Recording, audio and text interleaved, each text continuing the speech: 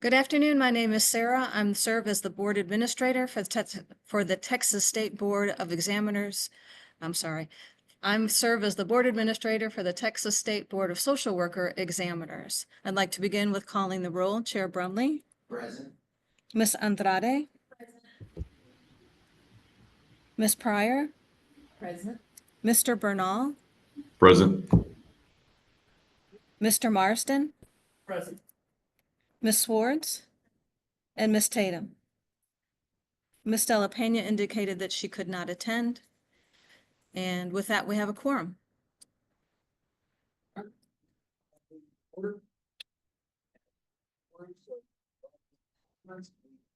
Thank y'all. This is our first time doing the food. We showed out. And it's a lot of board members are from North Texas. So thank y'all. We do have one member of the public here with us today. Thank you for coming. And Mr. Brumley, yes, can sir. you? We can't hear very well. Yeah, I can't hear either. It's very low. all right, is that any better? A little bit. A little bit. Is there a way that we can move this one call onto our own in-room? I don't understand that question. Posting. Because what I think is happening is the mic audio isn't actually being sent into the Zoom call. It's being picked up by the microphone on this laptop. So Sure. whatever you think would work. Yeah. We need to have All right, we're gonna take the a Zoom quick people hear it. Technical moment and switch over to another system to get better audio. Please. Yeah. Okay. Yeah, we can start with where we left off. Well, okay, all right. Well, we left off with agenda item number 3, which is public comment. As indicated, we have one member of the public, but ma'am, you did not have anything you wanted to say today, right? Okay.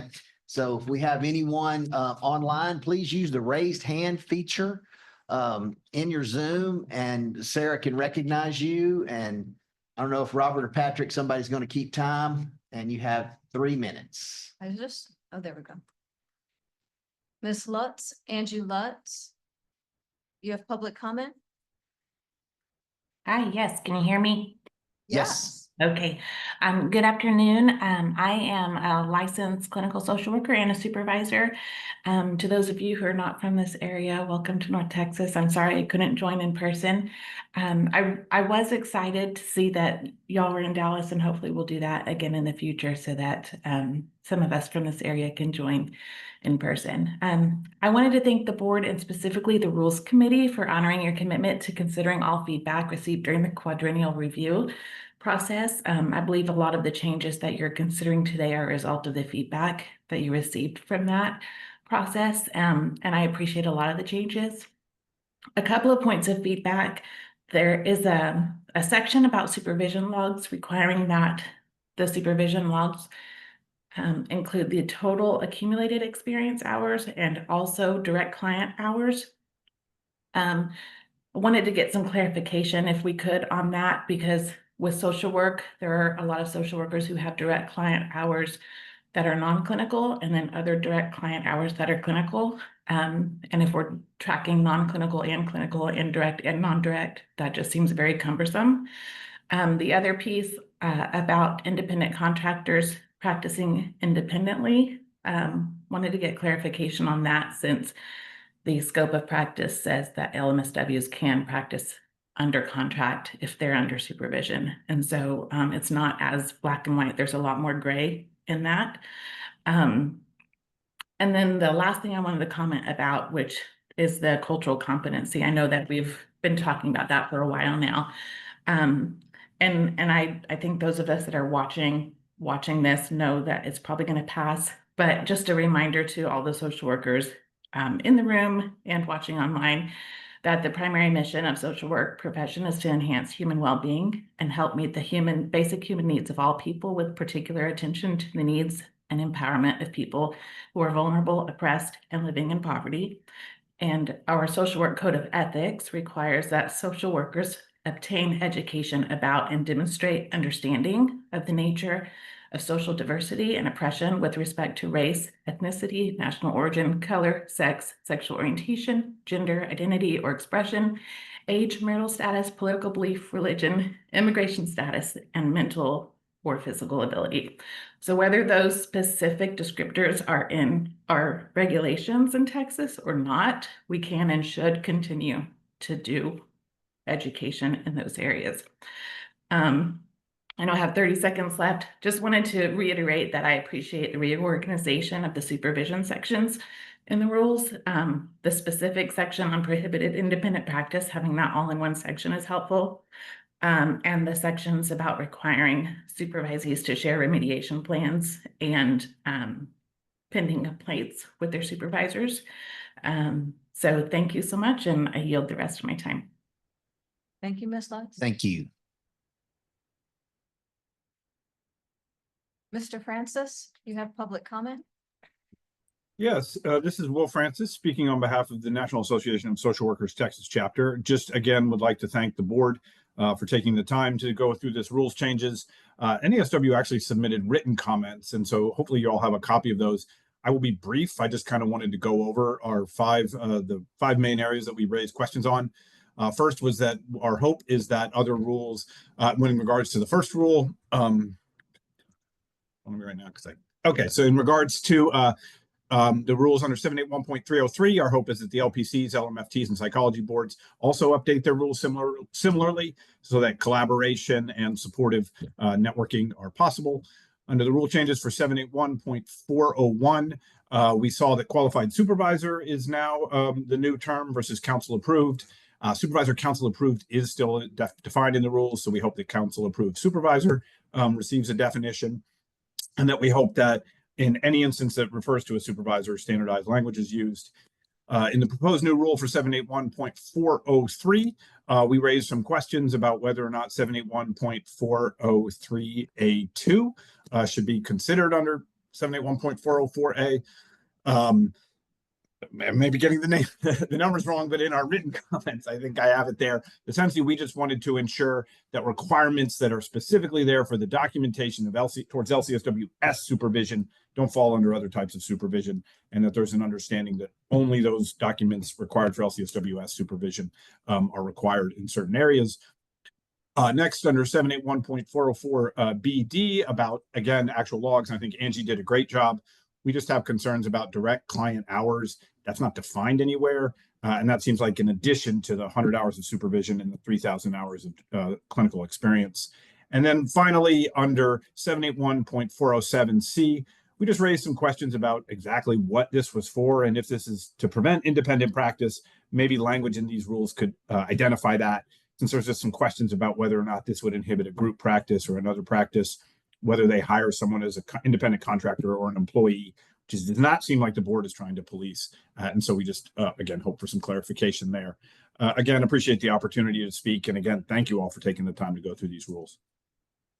Thank you, Mr. Francis. Thank you, Will. Is there any other public comment? If so, please use the raise hand feature. Kathy Ryder? Can you unmute? There you go. Try unmuting Oh, again. Try again. Did I hear her? Ms. Ryder, we can't hear you. Can you unmute yourself? Well, I unmuted. There we are. Okay, sorry. No worries. I'm Kathy Ryder. I'm an LCSW. And I'm also the Governmental Affairs Chair for the Texas Society for Clinical Social Work. Just wanted to thank the board for your continued due diligence on reviewing the rules and making them up to date. I would second the comments made by Angie and Will that we need to make sure that the definitions follow whatever rule changes you have, so you have it consistent throughout the rules. But we do appreciate your work, and thank you so much. Thank you, Ms. Ryder. Thank you.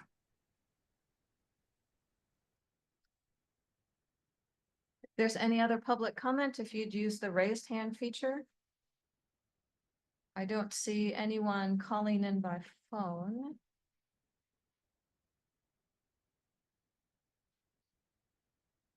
I see no other hands raised. I believe that concludes our public comment. Okay, thank you, Sarah. All right, we'll move on to agenda item number 4. Let me make sure I got it. Yes, agenda item number 4, reports on general matters, report from the board chair. Updates about things going on.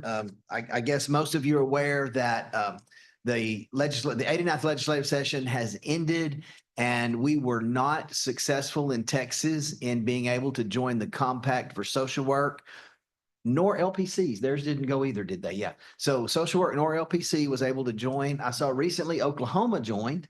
I think the last time I looked, and it's been a couple of weeks, 27 states. Do y'all know, Sarah, Robert? Is it 27?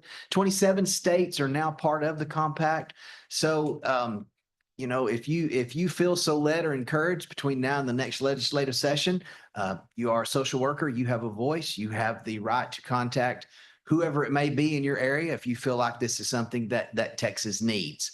So I read a report that was put out by the University of Texas in conjunction with somebody else, and I don't remember, but it says we will be around 30,000 mental health professionals short by 2035 in the state of Texas. So anything that we can do that can promote the mental health profession in improving the numbers of professional providers in the state of Texas is something that if we all take a part in, I think possibly we can improve.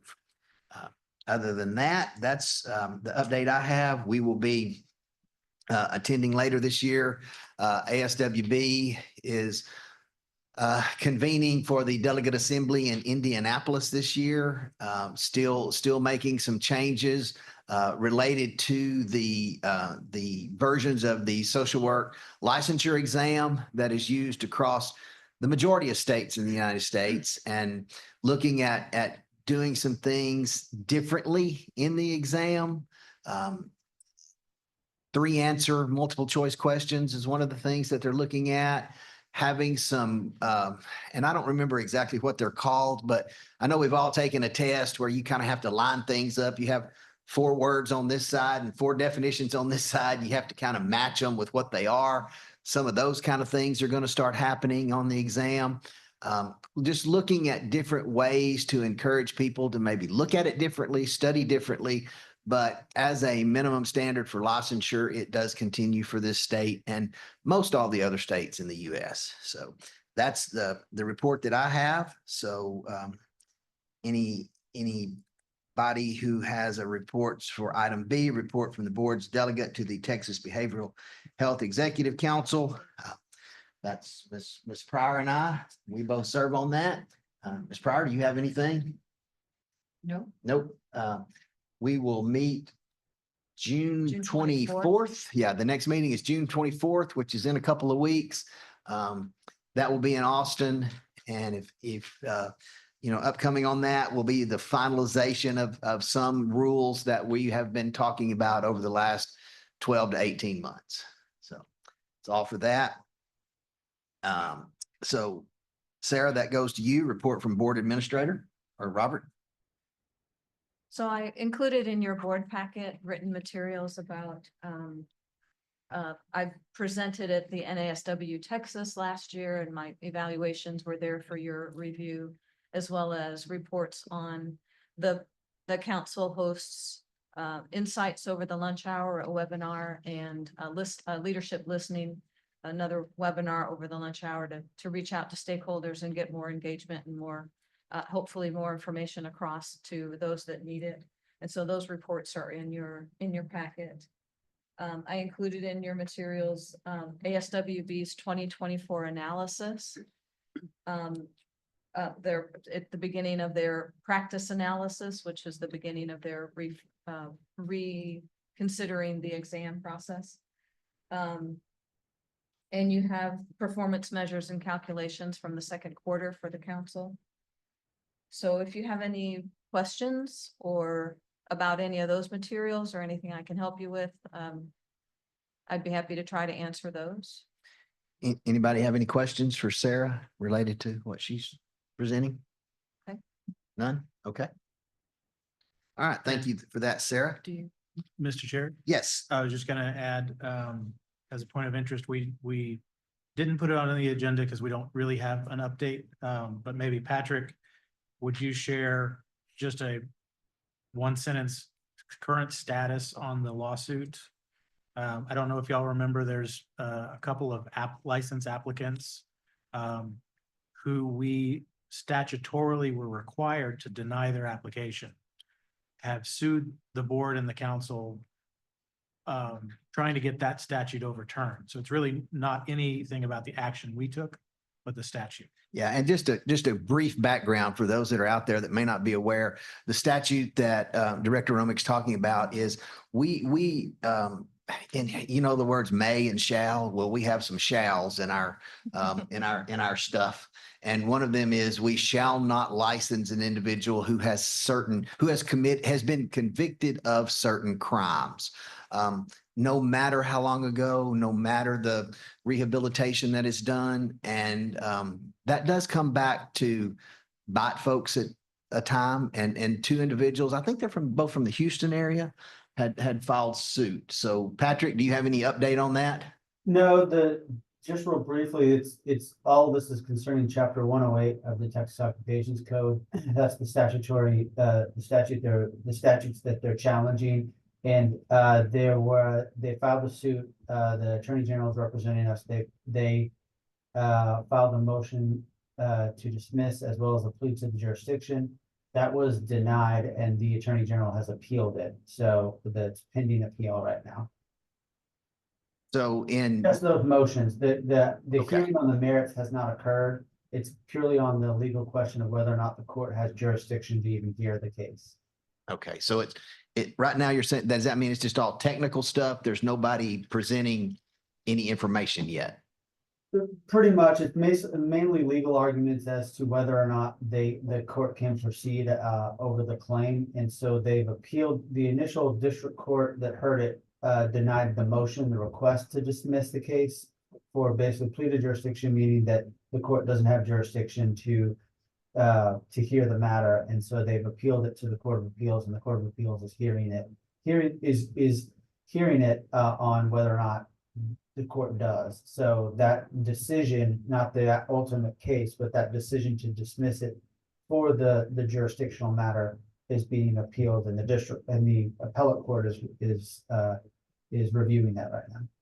Okay, and just for my clarification, Patrick or Robert or somebody, if this goes forward and the individuals who filed this are successful, then will we be ordered to change? I mean, it's not our rule, it's in statute. So what happens? Right, we have a rule that just cites directly to that statute and says pursuant to chapter 108, we shall deny based on this. So it's hard for me to speculate. If you have a crystal ball, I'd love to consult it, but to know exactly what the court's order, but they potentially, if the court strikes down the statute, they could basically say it's voided out, so it's no longer applicable, and so then it wouldn't apply anymore. Okay. And is it still just the two individuals, or is it class action, or is it no more, just two people, correct? The two, yeah. Okay. All right. Thank y'all for that. Okay. Let me just see, we're down to item number 4D, reports from committees. So thank you, Katie. So Ethics Committee, that's one I chair. I don't really have anything to report from ethics. I will report out that over the period of time that we have been hearing ISCs, that stands for informal settlement conferences. So folks who do get reported to the board for an ethics violation, they do have a fine. If they have a finding against them, in certain categories, and it's all within the rules and in the sanction matrix. But once those come through, the person has a right to have a informal hearing. And I've been serving on that for ever since I've been on the board, since 2016, I think. So heard a lot of those over the years. Anybody on the board here today that would like to also participate in that, if you feel so led, please let me know. We do have room for somebody else to help with that. They are done by Zoom. They do take a day out of your life most of the time, but it is a great way to learn. Social workers that are out there listening, I encourage y'all, understand boundaries. And I'm not talking about sexual boundaries. I'm talking about yes, that's important, but there are so many other boundary violations that come about that, when you look at it on the surface and you think that through, the first thought in my head is, my God, where'd you go to school? But anyway, that's not appropriate sometimes, but folks do make bad choices, and every now and then we have some bad choices made with a good heart, and that happens as well. But we do have a set of rules to follow, and we do have a basic set of ethics that as social workers we must follow. So please keep that in mind, and understand that we do have over 30,000 licensed social workers in Texas now. What is that? Is it 30? Y'all know? 37,000. So somewhere we're in there. approaching 40,000. So 37,000 social workers in Texas. The overall vast majority of folks are doing good stuff. But there, when you got 40,000 folks, every now and then somebody's going to do something that they shouldn't have done. And this is an opportunity for board members. If you want to join me on that, please let me know. It is a good way to learn and understand the legal ramifications that sometimes come up when folks do that. So that's all I got on ethics. I'll move on down to B, report from licensing standards qualifications, which has been chaired by Ms. Sáenz Davila, who has now served her time on the board and has optioned off, and then has now been replaced, I believe, by Mr. Marston as her replacement. Is that correct? On the board, not necessarily as the committee chair. unless Just, you assign. he's, But yes, he's on the board now in yes, her we spot. welcome Yeah. Mr. Mars. Yes. So we do have new members, David Marsden, and we also have Jason Bernal, who's also our two new members today. But that committee, anything from that committee, Sarah, that I you can- want to point I out? can report on their behalf that the committee met on Thank you. February 20th and reviewed documentation for an applicant's request for supervisor status. The documentation was deemed to be insufficient, and a notice was sent to that applicant. And they met again on April 29th regarding an applicant's National Practitioner Data Bank history. There was a report against a nursing license that applicant held in the past. And the committee looked at that and instructed staff on how to proceed. And Okay. that's it. All right, thank you for that. And for those of you listening, the National Provider Data Bank that Sarah speaks of, if you are found to be in violation of one of the rules and you do receive a sanction from the board, that is reported to the NPD, the National Provider Data Bank. We all have access to it. It's a pay to play thing if you want to look at it. But that is a nationwide data bank. So when you move state to state, that does follow you. That does follow your license once you go state to state. So, all right. Thank you for that, Sarah. Next, we have Professional Development Committee, again, which I chair. I don't really, we don't have anything that's going on that right now. We do periodically have something come up, but nothing to report. Then we go back to number D4, Rules Committee, which was chaired by Mr. Dollinger. Mr. Dollinger, if you've followed us along, Mr. Dollinger has resigned from the board due to a move. He will need to be replaced, so he has moved to Utah. So can't live in Utah and be on the Texas board. So he's went up to the rainy, mountainous Northeast. So bless him up there. But Rules Committee, I know we have some things we're going to address. Robert, when we get there, You want to just wait until we get to those? They are on the agenda today. So we will report the outcomes of the work of the Rules Committee. And I'd just like to give them a nod for their work. They have worked very hard and diligently over the last several months trying to get things aligned. I know the public comment that was given, we're going to address some of those today as well. So, all right, so we'll move on to agenda item number 5. Discussion of transition to free digital licenses and optional printed wall certificates. So Sarah, you have an update, or Robert, one of y'all want to talk about that? Yeah, so for the board, this is just an informational item, and for the public. We are not here yet, but we wanted to let everybody know well in advance that on the sort of administrative side, we are trying to move to a system where everyone can download their license whenever they want to. That no longer waiting for, once the application is approved, to get a physical copy in the mail. And so right now, what people receive, and hold it up for the screen, you all can see is just a small 8x12 license. The idea would be to have this as a essentially PDF, locked PDF that people can go onto our online system and generate for themselves and print out and have. This way, if they move, if it's damaged, if they choose to add a degree to their license, they can reprint it as needed.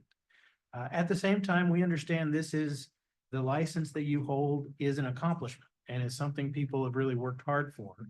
And there are folks who really like to have a more official, more fancy, if you will, printout. And so we will move toward offering what we have right now for psychology, the psychology program, but we're going to offer for everyone are these larger sealed, signed certificates that you can purchase from the council. And so these will be available. You just pay a fee and we'll generate these, and they're on nice, thick cardstock or vellum, or you know, little nicer, a little more frame worthy, if you will. And they got a pretty sticker on them, and Exactly. yeah, all that. So And so that will take a little while until we're ready. We're talking more about January timeframe. January 26th. Yes. And on those two, Robert, those are, I know we briefly talked about those in the past. Those are not, I mean, it's not something that you're going to order and then get it in 3 days. Isn't it something, if they order one, they're going to be a batch run and they're done periodically and. Right. And Okay. that is current. We will certainly always look for ways of making that faster, but right now it does take sending out to actually the Texas legislature, the House print shop is who will print those for us, which is why they're so nice. Yeah. And so it takes a certain amount of batch people wanting them to make it worth having a print run. Yeah. And when we've not set I know there will be a fee, but we don't have that actual dollar amount yet, do we? Correct. Not yet. Yeah. That'll be a fee rule change that will be brought to the council. Yeah, so we'll do that. And we're not gonna try to hit y'all hard. I mean, it'll be whatever. It's not gonna be some exorbitant fee. So, but it is prettier than the ones we have now. So if you wanna look fancy. Okay. All right, now, so we'll move on to the next items, which are materials for potential action. So these will require some motions and actions from the board. So we will start with agenda item number 6, licensing matters. Discussion of licensing regulations, operations as they pertain to application processing. So A under 6 is board review and possible action on appeal of license applications, including Shara Kennedy. And that was in our board packet. Does anybody, you want to have something briefly to say, or? So in brief, Ms. Kennedy's application revealed criminal history, and statute chapter 108 compels the board or staff to deny that licensure. Ms. Kennedy has the right to appeal. Staff received that appeal. And there's an attendee with Shara's phone. That might be Ms. Kennedy. So if would like to hear from Ms. Kennedy, for a few minutes? Yeah, Miss Kennedy, if you're out there, if you would raise your hand and, or let Sarah know that it's you. And if you want to speak, you can have a short minute to speak to us. Go ahead. Hi, yes, thank you for this opportunity. My name is Shara Kennedy. So when I was much younger, at about 15, and I was in child protective custody, I did commit a crime that did roll over into my adulthood.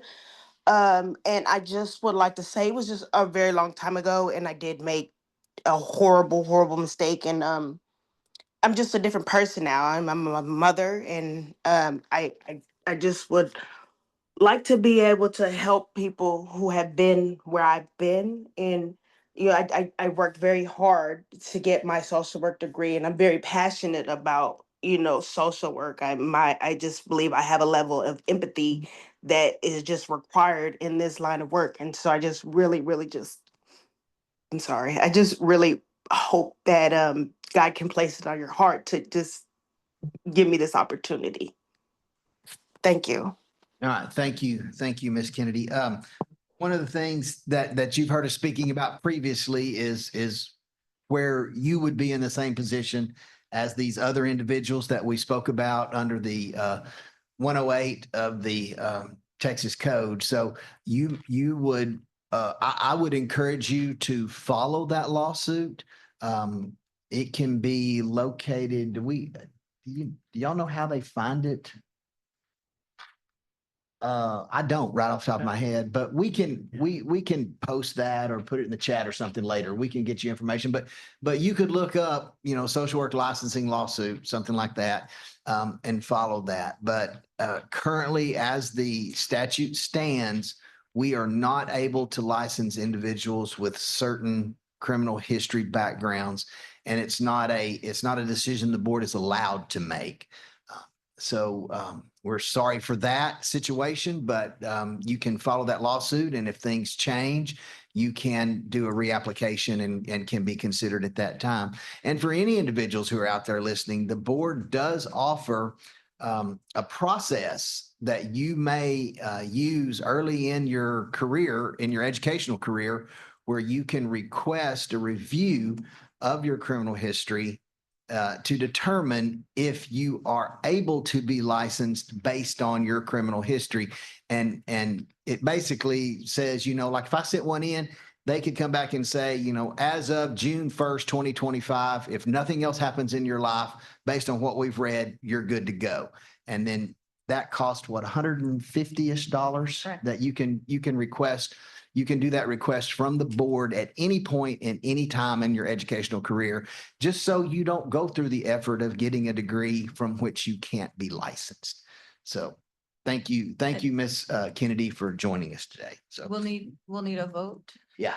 So on agenda item number 6 regarding the application of licensure for Shara Kennedy, I need a motion.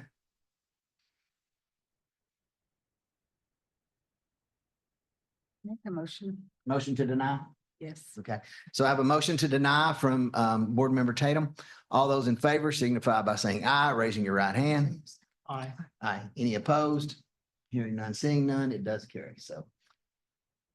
So Ms. Kennedy, I'll be in contact with you after this meeting, or likely on Monday or Tuesday, to give you a written notice of what transpired today and what next steps you might wish to consider.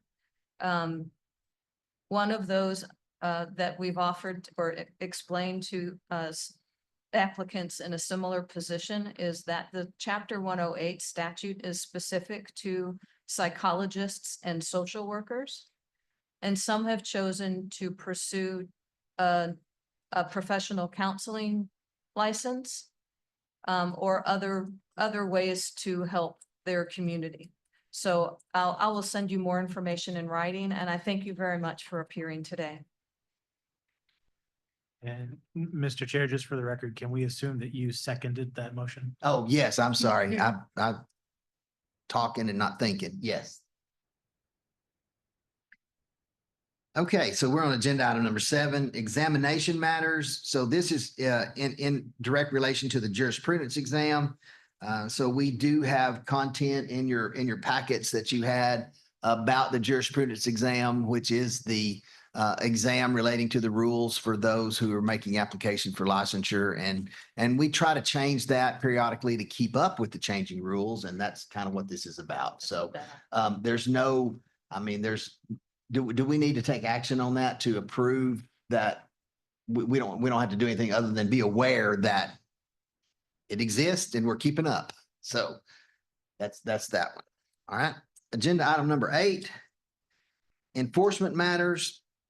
Discussion of quarterly enforcement activities regarding agreed orders executed and cases dismissed by the executive director. You So had in your packet the agreed orders that were approved by Director Spinks this last quarter. If you have any questions about those, I can try to answer those at this time, or if not, we could move on. we had all of those. Attorney Patrick, is there anything that you wanted to include in any of that? No, also the reported to you was the dismissals and there's an enforcement report. Most of it is informational, really for you guys. There's not a vote needed, but if you have any questions on them, I'll try to answer them. Okay. Anybody have any questions about the information that was in their packets? No. Hearing none, seeing none. Okay.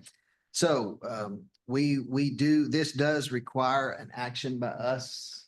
No, we just move on. Okay. Number 8, enforcement matters. That was it. No, that was 8. I'm on 9. I'm gonna use a pen here. Okay. Now we're on 9.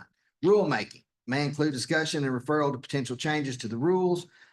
So we're going to look at 9A, adoption of rules, discussion of possible action, recommended and adoption of new rules, amendments, or repeal of the rules in Title 22 of the Texas Administrative Code.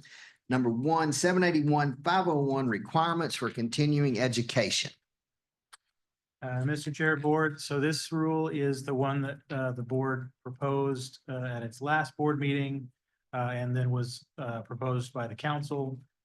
It is the change to the continuing education rule related to the language surrounding cultural diversity and changing that to clarify it, more focused in on broadening to any population that someone is serving, but specifically getting training on that population. Not a practice area, but a population.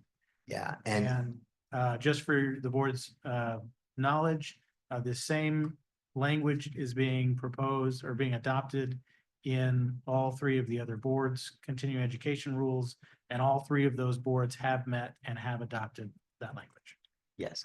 And just the little brief thing there is I know we had some public comment related to this, and the way I look at this, I know everybody has their own opinion, but I look at this as, as social workers, we have to understand that we are responsible for our own practice and we are responsible for the scope with which we are able to practice. I don't necessarily like adolescents. So therefore, I would not want to go into that area of practice. So me getting training on working with adolescents would not be beneficial necessarily to my practice. But if I wanted to work with geriatric farmers, that's not named anywhere. But if that's my practice field, then it's my responsibility to take hold of that and become better versed in working with that population. So we're in no means are we saying you can't or you only can work with certain populations. We're saying it's your responsibility as a professional to determine where you best serve and work. And then you have to, get education in that area, in that working field. So so Robert, now correct me or line me out here. This one, once we do this today, it's done. Or is there one more step? One more step. So we are asking the board to vote yes to propose adoption. It will then go to the council at the 24th meeting. this month and be finally adopted. Okay, so be fine. So it's been through the register, it's been through all the things, all the public comment. So, okay. All right. So I would need a motion to adopt 781-501 requirements for continuing education. Make a motion. Okay, so I have a motion from Katie Andrade. Anyone want to make a second? I'll second. Have a second from Ms. Pryor. All those in favor, please signify by saying aye, raising your hand. Any opposed? All right, seeing none, hearing none, it does carry. Sorry, Mr. Chair, Mr. Bernal, I don't know that we registered for or against or abstaining since you're on mute. Sorry, 4. Okay. Thank you. Just Does wanted to be clear. carry unanimously. All right. Yeah, I gotta remember to look for you out there, Mr. Bernal. All right. 9B, proposed rules, discussion and possible action to recommend proposal of new rules in Title 22 of the Texas Administrative Code.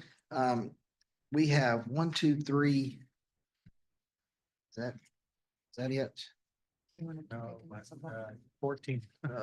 Yeah, 14 of them. So, how do y'all want to do this? Y'all want to do these one at a time or just take them and then do it at the end? If I could do just the first one separately, because Okay. it's separately, and then I'll explain the grouping of the rest. Okay, all right. So we'll turn it over to Mr. Romick for explanation. So the first proposal, 781-303, this is another harmonization rule. And as one of the public commenters were very astutely noted, this was from our quadrennial rule review public comments. And so your feedback really did make a difference.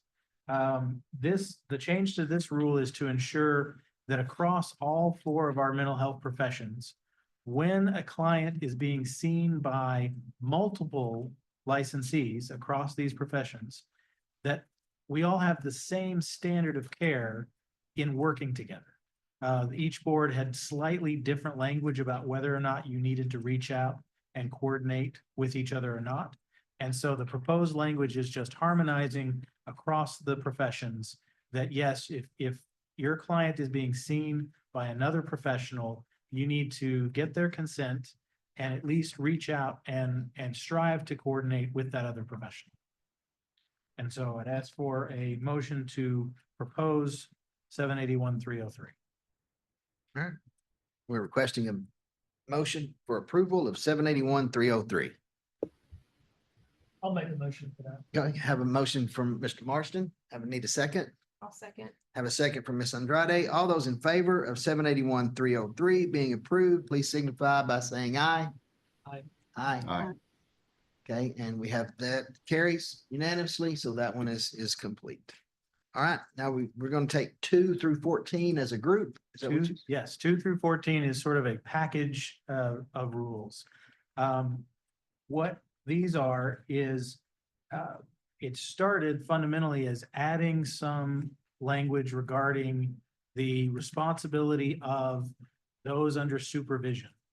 And so And this is to clarify supervision for a clinical LCSW supervision or any any supervision. type of supervision. Correct. And so the addition, sort of the new content that we added to these rules is that if you are being supervised and a complaint is filed against you, you have an obligation to share that complaint with your supervisor, under the theory that a supervisor can actually be disciplined based on your conduct.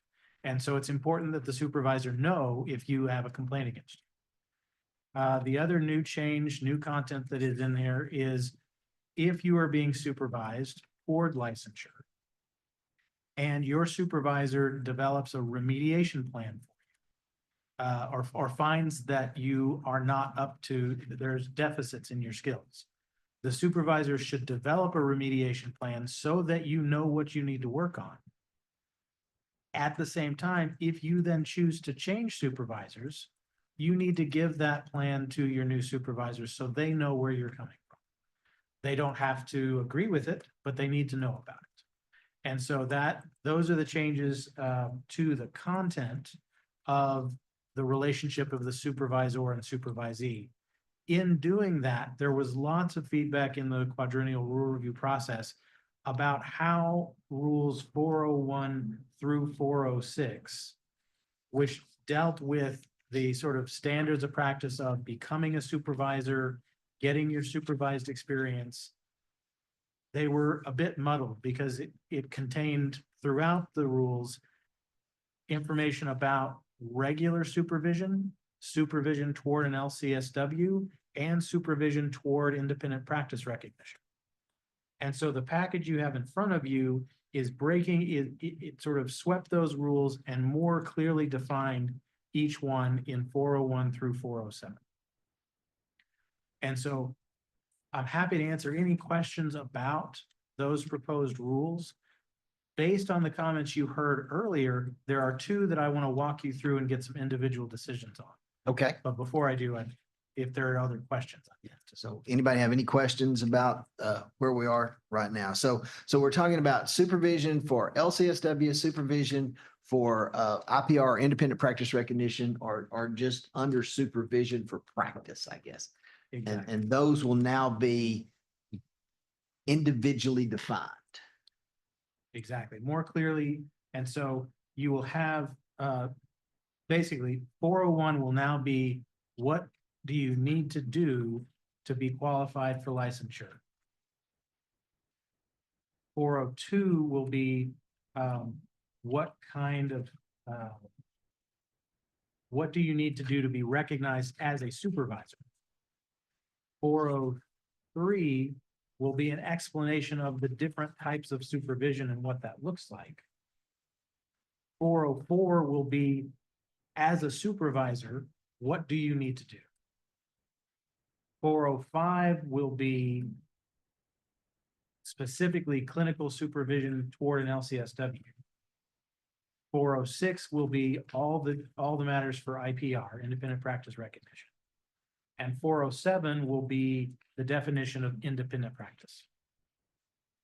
So it's just kind of trying to make each one more clear so that when you have a question about what am I supposed to do as a supervisor, you can just read Rule 404 and not have to bounce between multiple rules to find all the information. And Robert, does that sort of, so our first two, Mr. Francis, or was it Ms. Lutz, who was on, was that her name? Yep. Angela. Yeah, Angela Lutz, yeah. So their concerns or their public comment, this is addressing what they discussed with us, basically. I have some specific changes to what's in your packet that I would like you to vote on to fix the things that they pointed out. Okay. So do we need to, how do you want us to take that up? All at once, or do you want to go ahead and give us the changes that Let me give you the changes and then you can vote for everything all at once. collectively? Okay.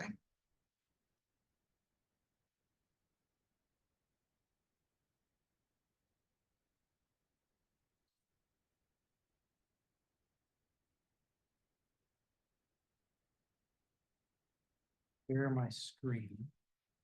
So hopefully everyone here and there can see.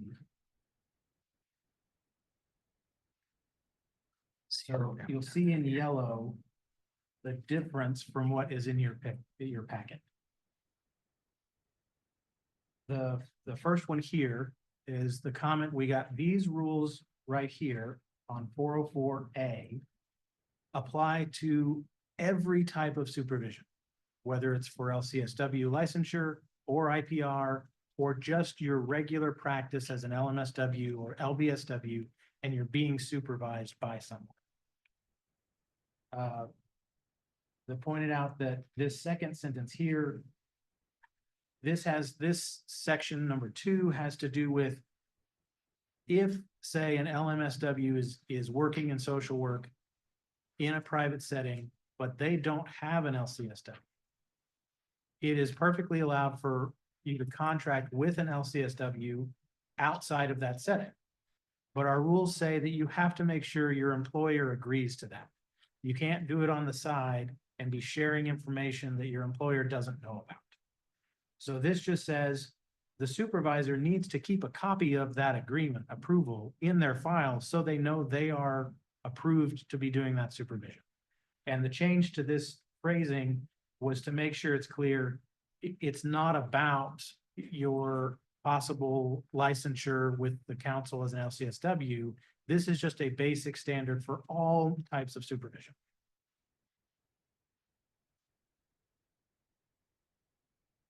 And so, Mr. Chair, I don't know that we need to vote on each of these changes, but I'll pause at each one and ask if there's any objections.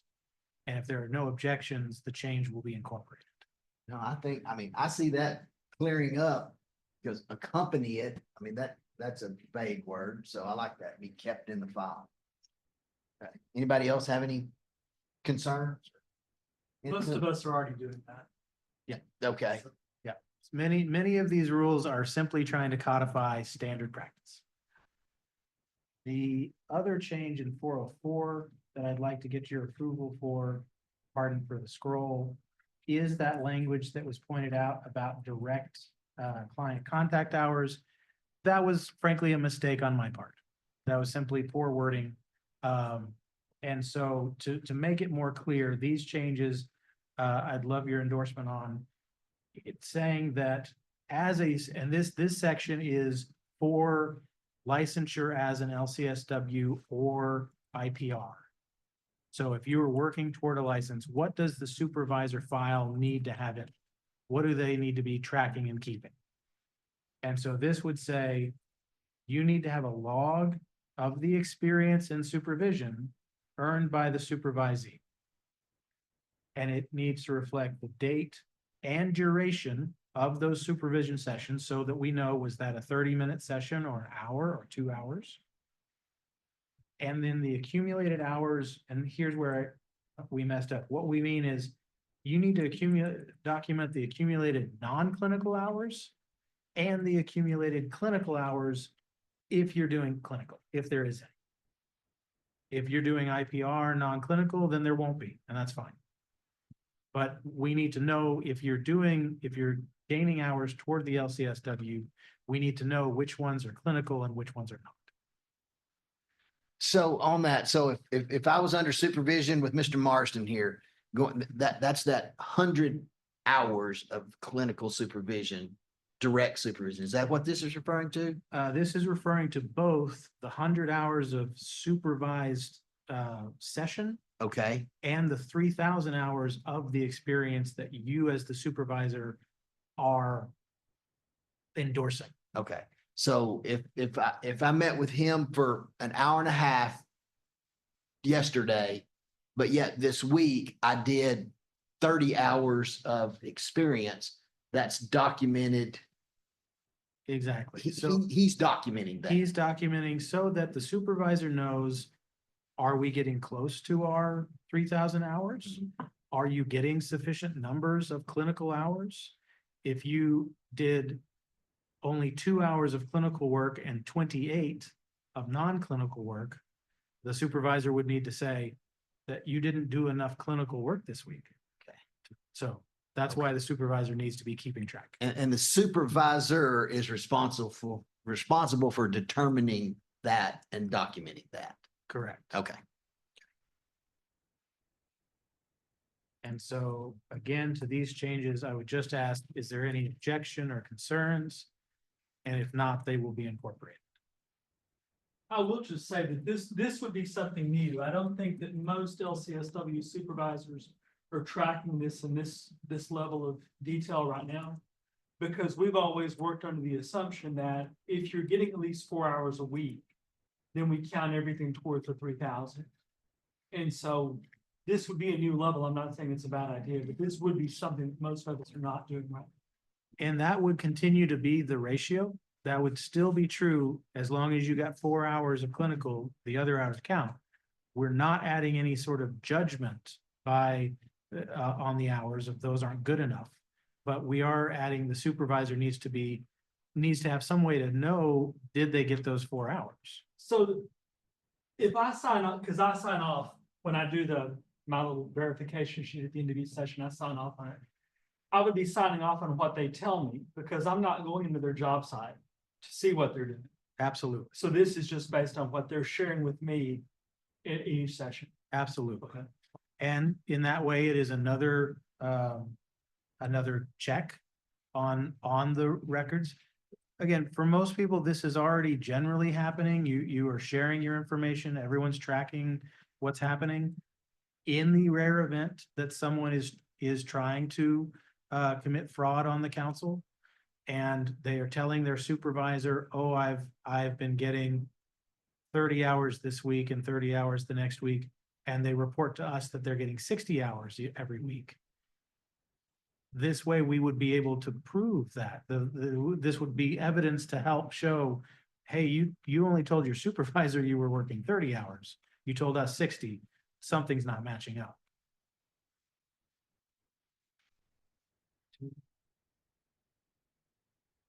I do see, Mr. Chair, that we have a hand raised. We don't typically take public comment at this moment. I will say to the Amanda raising her hand, we are always open to emails, and this is, all we're doing right now is proposing, so we can fix problems if there are problems. So please do send us an email, or submit a public comment after it's published in the Texas Register. Yes, and rest assured that we do review every one of those comments. So if you've got something that you want clarified or whatever, that's the process. So, okay. There is one more change to 404, and thank you, board members, for hanging in there. I know this is a little tedious. But we did want to try to adjust to these rules so that the ones that go in the register are ready to go as much as possible. Here at the beginning again, this section is about all types of supervision, including just workplace, social work practice by an LMSW or LBSW. Again, we're not talking about HR administrative supervision. We don't regulate that, but we are talking about the practice of social work and supervising those individuals. This first sentence we think is fairly straightforward. The supervisor is obligated to keep legible, accurate, complete, signed notes and must be able to produce those notes if there's some sort of complaint. Even if it's not toward a licensing matter, if there's a complaint against an LBSW or LMSW, we are going to want to know who was supervising your work and what did they know. The question for the board is, this second sentence, based on your experience, what should be included? Is it appropriate for a supervisor in these work settings to require the content, duration, and date of each supervision session? Or does that sentence need adjusting? We just wanted to get a sort of gut check by the board. In your experience as supervising individuals and watching over their work, what do the notes need to include? Does this sentence accurately reflect? I think it's clear. What do y'all think? I think it's fine. I mean, it's pretty broad as it is. I think that would include a lot of variation. And so I think that's fine. Yeah, because under content, you're not having to detail every little thing. It's just sort of the general focus of what we talked about that day. So And it doesn't define a level of specificity. So I Right. think that's fine. that's okay. Right. And that is our goal, of course. It is hard to have rules apply. They have to apply to every situation. And so certainly I know some folks would love to have more specificity, but we were trying to write it in a way that at least provides guidance, but allows flexibility to have notes that make sense to your situation. So, okay. All right. Then those are the changes to 404. The only other rule that I think needs changes, excuse as I pull this up, is the rule 407, which is defining that idea of independent practice and how will the council and the board look at that. And the language here, you'll see again in yellow, that was raising the concern is the word contractor versus independent contractor. And admittedly, this concept can get very confusing. And so what we propose is to simplify this sentence, because what this rule is trying to say is that all of this, when we say that a LMSW, for example, may not practice independently, how are we going to decide, are they practicing independently? And the IRS and the Texas Workforce Commission have excellent guidelines for determining when is someone working independently. And so that's what this rule is saying, is that we will look at the following guidelines to demonstrate whether a professional is performing independent practice. So we're not defining it. We're just going by what's already defined Exactly. by the other group By the folks whose job it is to to define that. define that. Okay. So again, I'd ask if there's any concerns or objections. Otherwise, the change will be incorporated. Any, No. any input? Good with that? Okay.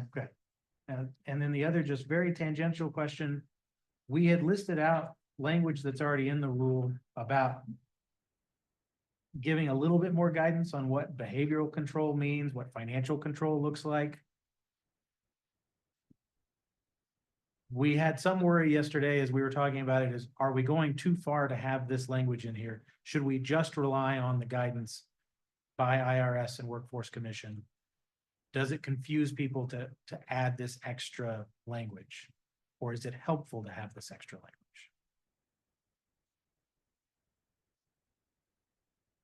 And correct me if I'm wrong, but currently sections 1 through 3 reflect a little bit of the guidelines in the IRS and in the Workforce Commission. But those two guidelines could change over time. Right, right. That's another consideration. Yeah, it adds an extra layer of monitoring that we would have to be doing to make sure that our wording stayed up to date with the guidance. And so this 1, 2, and then I'll scroll down to 3. Sorry for the scrolling.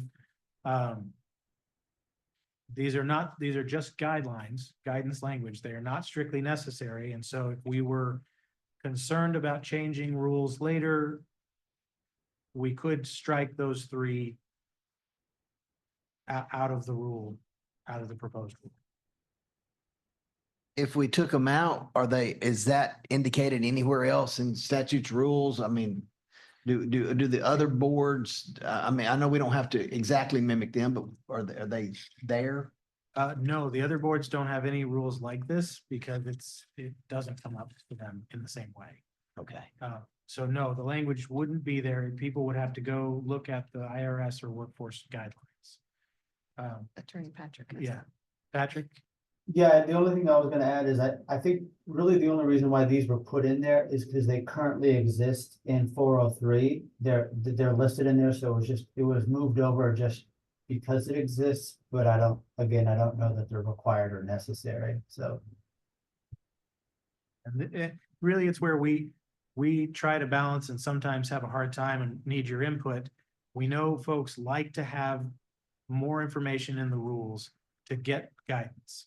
At the same time, we know that they get really tripped up if It's confusing. something changes over here and it no longer exactly matches up and they start to worry, well, which do I have to follow? Yeah. So, And I mean, I think along that same line, part of 1, 2, and 3 are sort of us interpreting what those things say. If guidance came down later that revised that interpretation, we'd have to be monitoring that too. Would it be possible to put the specific reference that somebody could go to look that up as opposed to just generic IRS TWC guidance? It would suffer from the same problem is that just as language changes, so do citations and websites. So it would suffer that same problem. It would work for a while until they then changed it. Gotcha.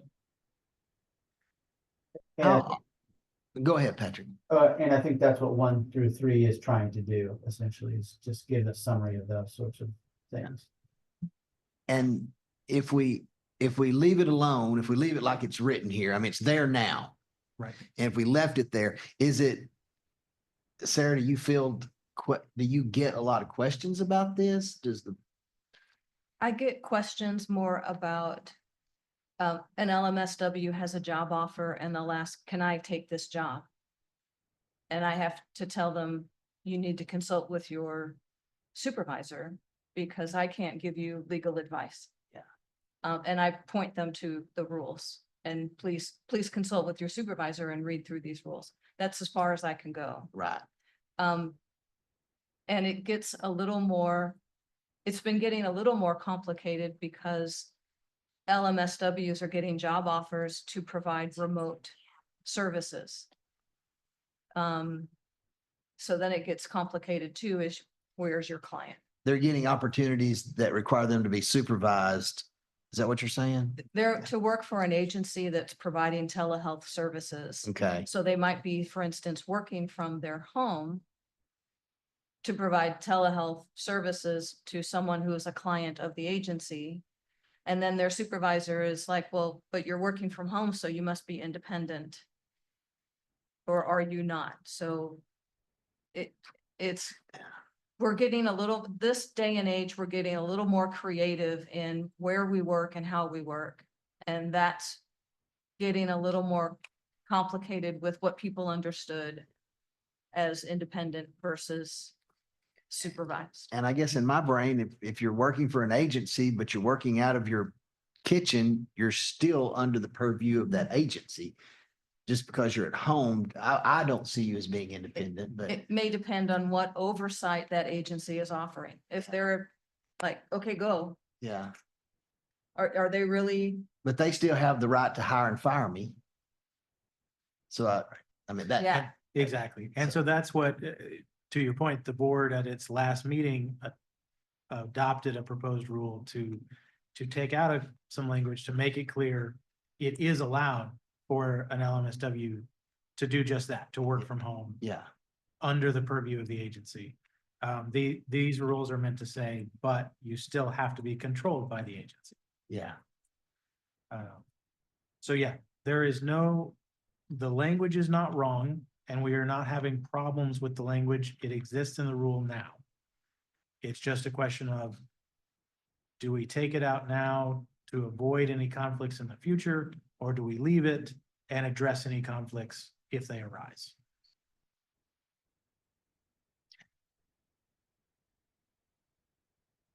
All right, any questions, input, considerations?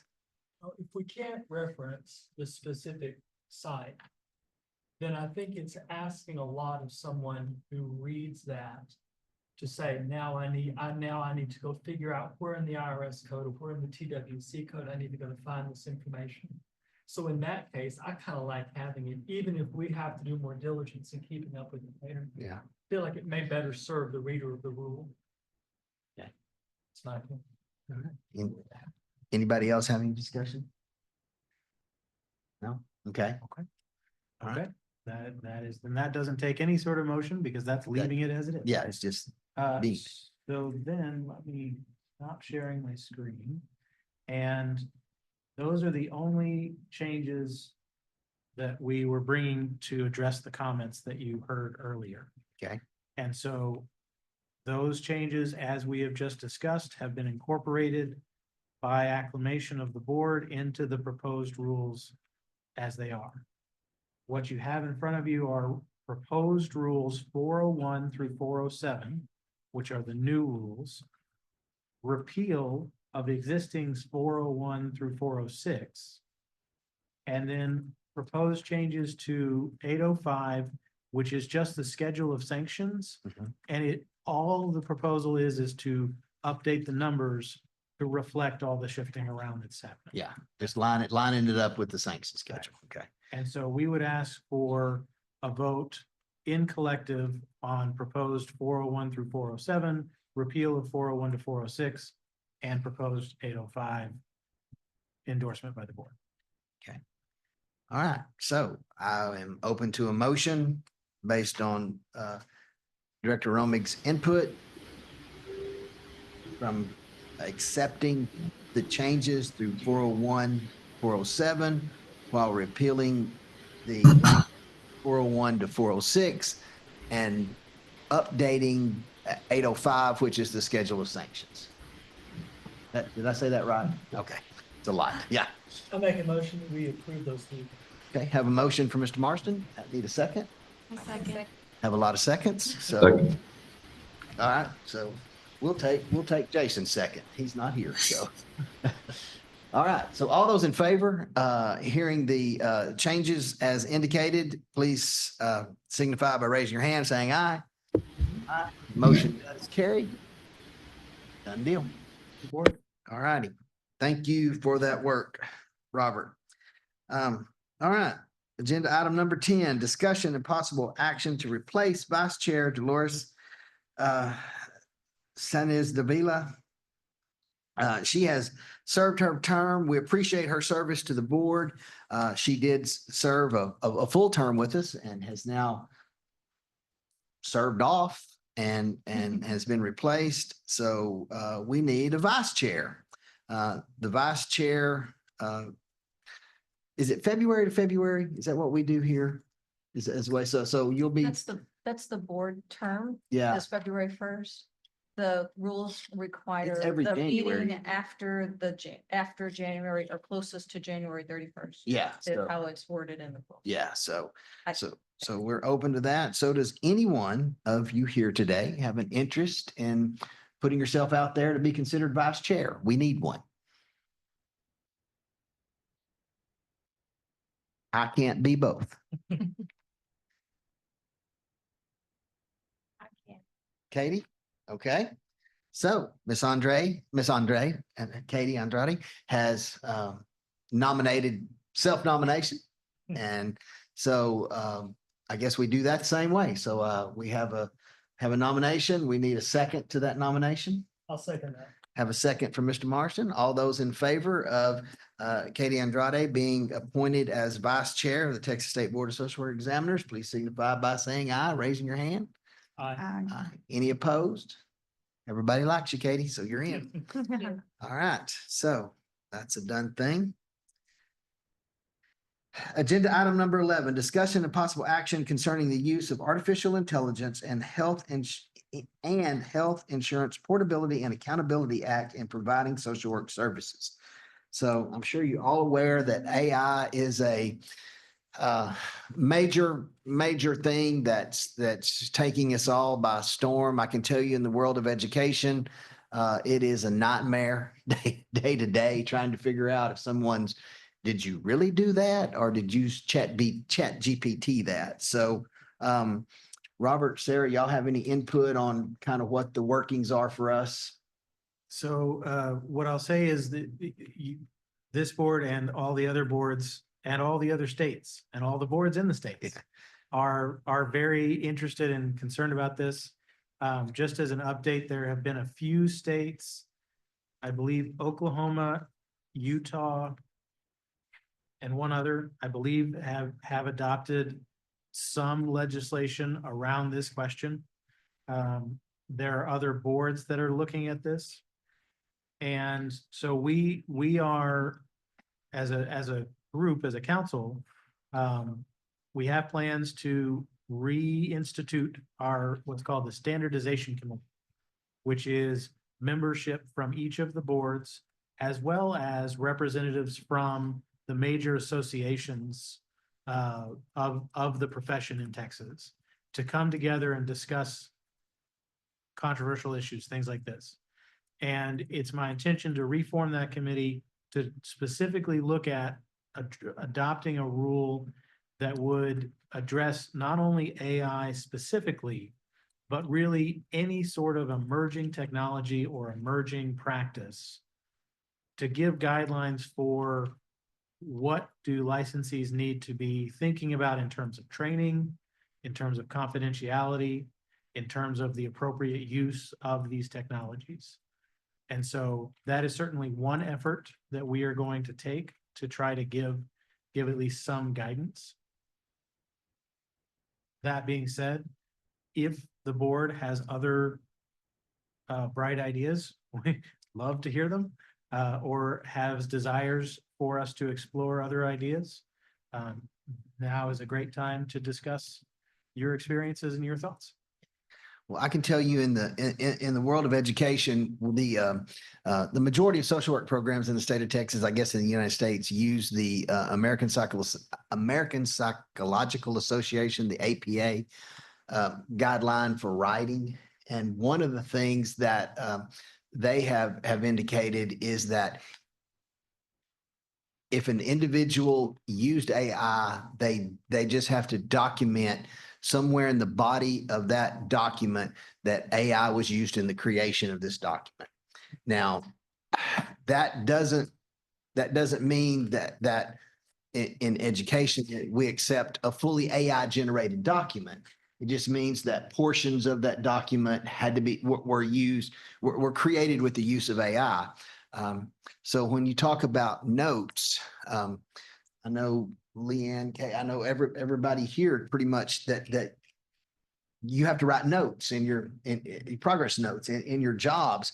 Do y'all have any rules about AI where you currently are working or doing? Leanne, y'all have anything in long-term care that? We're just very careful because of the HIPAA aspect. You can't put, I mean, we don't encourage AI. But Okay. there's no specific rules or guidelines. Okay, At so it's this just- time, it's it's just- developing like everywhere else. It's just discouraged. Mhm. Okay. Yeah. Katie, in hospital?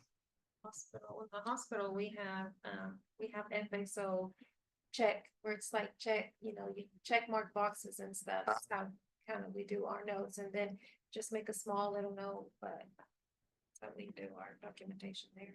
Okay, David, and We use Epic too. And as far as I know, I have never seen any AI enhancement built into Epic right now. okay, So it's probably coming, right? right, yeah, yeah. Jennifer, what about in your? We have so for school social work for community schools, we have a separate database that we document in, and that's not something that's come up. AI can't, you can't bring AI over into it. Okay, Now, I will tell you this, when I do clinical supervision, I use WebEx. Mhm. I do it virtually through WebEx. And WebEx now does have an option. I typically don't use it, but it can give you a summary of the session at the end of it, and it just listens to everything you're saying. And then at the end, it generates a summary of the meeting. Okay. I'm scared of that because sometimes we do talk about HIPAA sensitive things, and while my platform does meet HIPAA compliance, I'm not 100% sure that the AI enhancement does too. follows that same So I guideline. don't- Okay. Okay.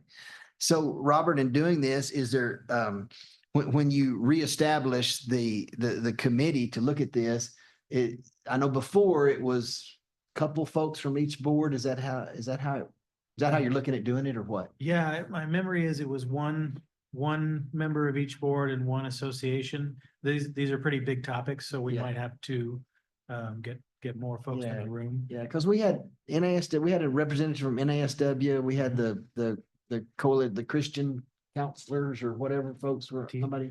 TCA. Yeah. And Texas Psychological Association. So yeah, Okay. we want a broad representation to talk about. But I think y'all have, in just discussing, hit the two major points that we want to address, which is using the tool like transcription or summary of meetings. Are you using it in place of your professional judgment? That's a problem.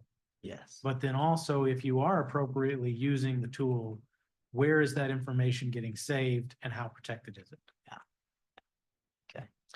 All right. So, well, I would ask then, or just not ask, I would just say that if any of the board members who feel like that they would like to be a part of that, you can let me or Robert know. And as that progresses into the future, and anybody on the public that's out there listening today, if you have insight, we are not the end all tell all of how this stuff works. We are open to input. I'm getting old enough now where my students are way more advanced than I am in the use of this technology processes that they can come up with and do. And I'm learning from them on how to do and what not to do. So anybody that wants to have some insight or input in that, please let us know. So, okay. And that one doesn't really require any action at this time. So we will move on to agenda item number 12. Recommendations for any upcoming meetings. So does anybody have any topics that they would like to see placed on the agenda for a future meeting? Nothing now? Okay. All right. Well, Sarah, next, so dates for upcoming meetings. June 24th for the council, Okay. September 12th for the social work board. All right. And then will there be another council meeting in October 14th for the council. 10/14? Okay. Okay. So 6/24 for the council, 9/2, 9/12. What'd you say? 9/12. 9/12 for social work, and that meeting will be in Austin. And then 10/14 will be the council meeting. So then other meetings upcoming in November. ASWB will have their delegate assembly. It will be in Indianapolis this year. NASW, I don't know if Will's still out there, but I think it's the same time. I think it's November that 6th. same time frame as ASWB, but it looked like this NASW virtual. is virtual. So it will be a virtual NASW meeting. And then I think after that, we're going back to face-to-face meetings. So any other meetings or things, The Robert? NASW Texas looks like it's virtual on October 16th. October 16th. Okay. That's what I had in my calendar.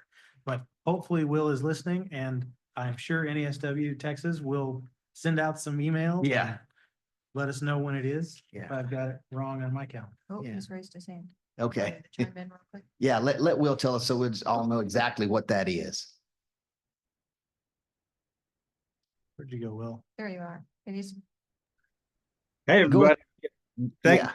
Thank you for letting me share. You guys made me wait around till the end. I thought I could leave early. We are having a virtual conference this year. It will be October 16th through the 18th. We will definitely get information out there. We so appreciate you all giving us the chance to share about that. But yes, it will be virtual this year. And then Will, am I correct? And then in 26, it will be a face-to-face one again? Correct. And we're back in Galveston in 2026. Okay. Okay. All right. Thank you for that. All right.